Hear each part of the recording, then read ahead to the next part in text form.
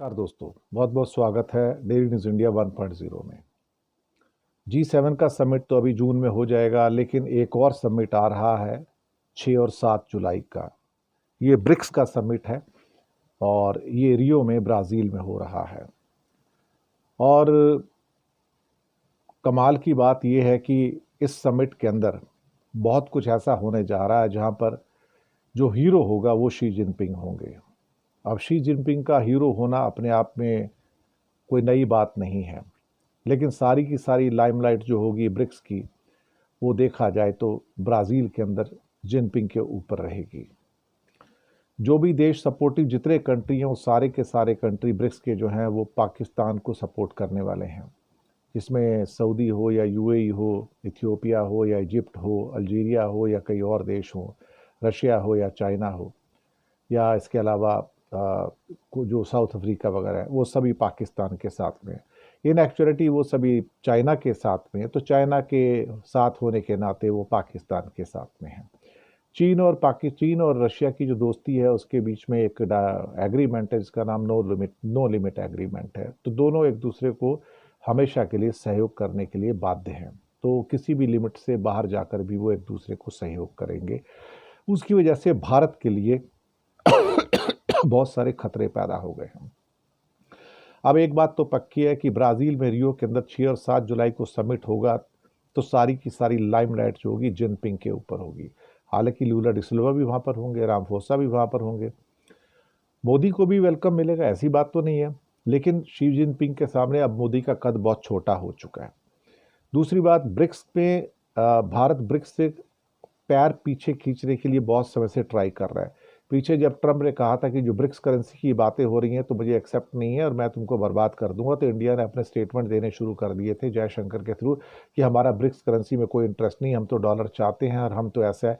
तो धीरे धीरे ऐसे लग रहा था कि भारत ब्रिक्स से अपने पैर खींच रहा है और ब्रिक्स का मेंबर नहीं बने रहना चाहता है। लेकिन भारत ब्रिक्स के अंदर जाएगा तो वहां पर जो 7 मुद्दे हैं उसमें से एक सिक्योरिटी का मुद्दा भी आता है और भारत वहां पे पाकिस्तान और टेरर की बात करेगा, यानी कि आतंकिस्तान की बात करेगा।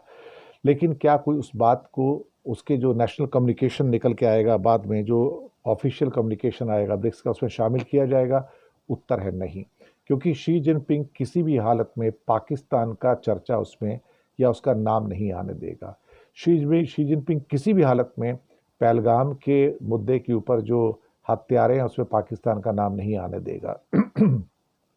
एक जनरल वे के अंदर आतंकवाद की भर्त्सना की जाएगी, कंडेम किया जाएगा, लेकिन पाकिस्तान को कंडेम नहीं किया जाएगा। और इंडिया चाहेगा कि पाकिस्तान का नाम आए, जो शी जिनपिंग आने नहीं देगा।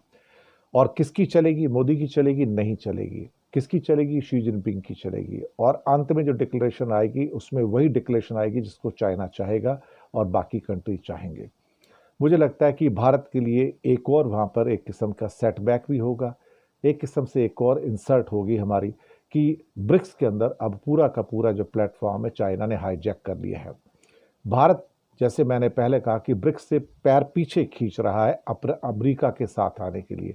लेकिन इस चक्कर में क्या हो रहा है कि भारत की हालत ये है कि ना घर का ना घाट का, ना तो अमेरिकन कैंप पे जा पा रहा है, ना वो रशियन कैंप में जा पा रहा है, वो कहीं नहीं जा पा रहा। दरअसल वो मल्टी पोलराइजेशन के चक्कर में या मल्टी अलाइनमेंट के चक्कर में भारत की हालत ये है कि ना इधर का है ना उधर का है। पता लग रहा है कि बाद में ना ये मिला ना वो मिला, भटकते रह जाएंगे। लेकिन शी जिनपिंग के सामने बाकी कोई किसी को वहाँ पर अहमियत मिले ब्रिक्स के अंदर, मुझे नहीं लगता। तो भारत के लिए डिप्लोमेटिकली देखा जाए तो, कूटनीतिक रूप से देखा जाए तो, सबसे बुरे दिन है जहां मोदी ने भारत की कूटनीतिक जो एक इज्जत होती थी, रिस्पेक्ट होती थी, उसे मिट्टी में मिला दिया। क्योंकि इन लोगों को, बीजेपी वालों को कूटनीति आती नहीं है और ये किसी से सीखते भी नहीं है।